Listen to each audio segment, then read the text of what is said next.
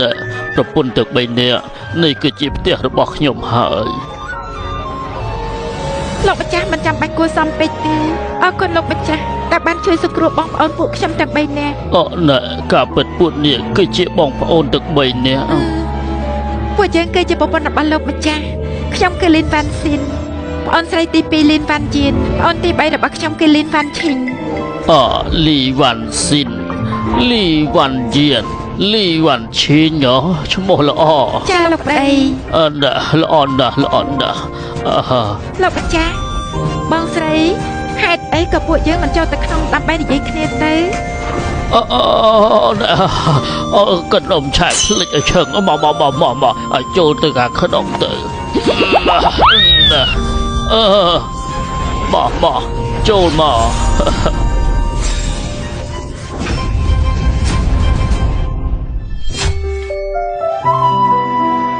មកអធិស្ឋានខ្ញុំតែរវល់ទៅដាំពោតអត់បានមើលថែផ្ទះពួកនាងអង្គុយចុះឲ្យខ្ញុំទៅរៀបចំបោះសម្អាតបន្តិចសិនណាលោកម្ចាស់មិនបាច់ធ្វើទេលោកម្ចាស់សម្រាប់ចាស់វ៉ាន់ជៀនវ៉ាន់ឈីងពួកឯងសម្អាតផ្ទះទុកឲ្យយើងធ្វើម្ហូបចាស់ណែពិបាកទៅដល់ពួកនាងហើយណាលោកម្ចាស់ក៏មានប្រសាសន៍អញ្ចឹង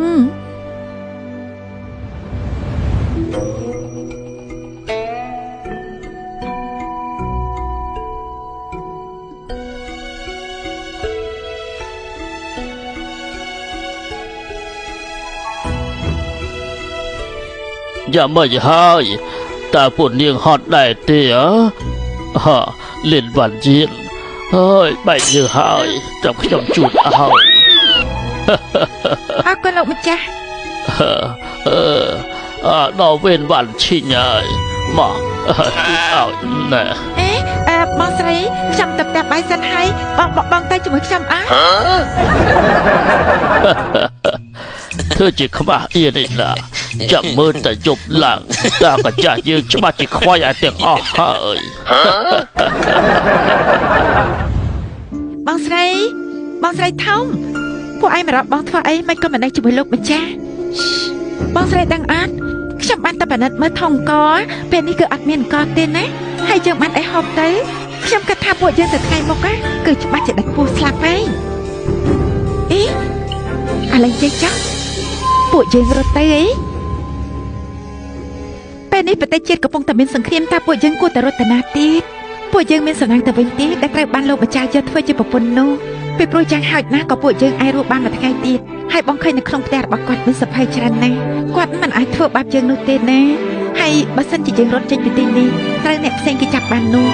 វាសាររបស់ពួកយើងប្រហែលជាត្រូវគេធ្វើបាបដោយពីមុនចឹងអូនយល់អត់បងស្រីទី2គិតយ៉ាងម៉េចវិញ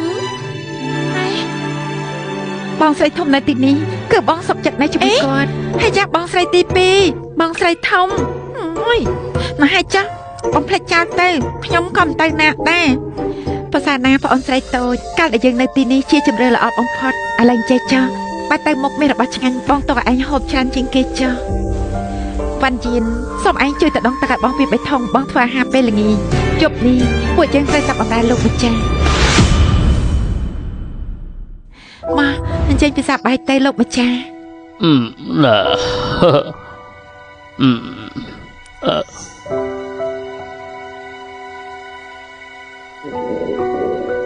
ណែ